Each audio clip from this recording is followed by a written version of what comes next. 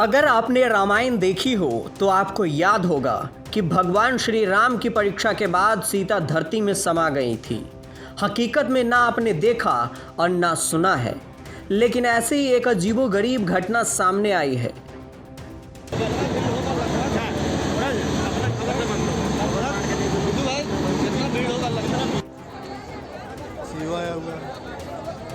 अचानक जमीन फटी और जिंदा समा गई महिला। झारखंड के धनबाद से ऐसा मामला सामने आया है जहां एक महिला जमीन में जिंदा समा गई और उनकी मौत हो गई। महिला शुक्रवार की सुबह शौच के लिए अपने घर से निकली थी।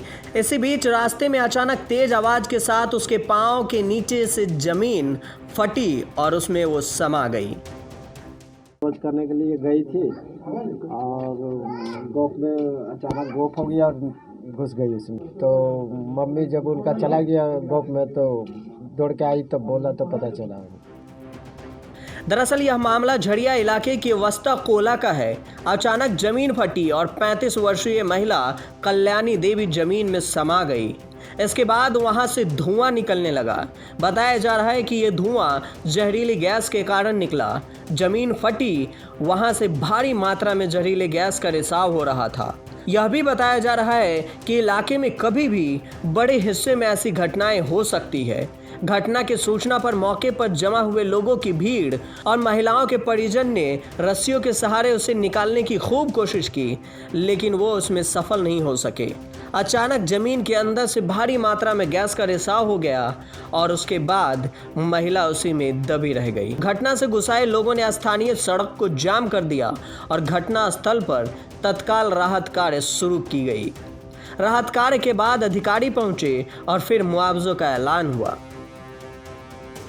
मुआवजा में हम लोगों ने देखिए, हमारा जो बीसीसीएल की तरफ से इस प्रकार के केस में कोई मुआवजे का प्रावधान नहीं है, मगर हम लोग अधिकारियों ने अपनी व्यक्तिगत बचत से 4 लाख रुपए इनको दोनों बच्चों को 2-2 लाख रुपए के हिसाब से 4 लाख रुपए मुआवजा देंगे। 50,000 रुपये दाह संस्कार के लिए देंगे।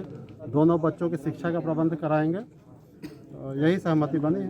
जीएम साहब के द्वारा वार्ता होने के बाद वो अपने से जो 4.5 लाख मुआवजा का और एक आउटसोर्सिंग में सहमति बन गई है और आगे पोस्टमार्टम के लिए भेजने की प्रक्रिया की। लोगों के अनुसार जिस वक्त महिला गोफ में गिरी थी उस वक्त जिंदा थी। जब लोगों के द्वारा रस्सी फेंक कर महिला को निकालने का प्रयास किया गया तो महिला की आवाज आनी बंद हो गई।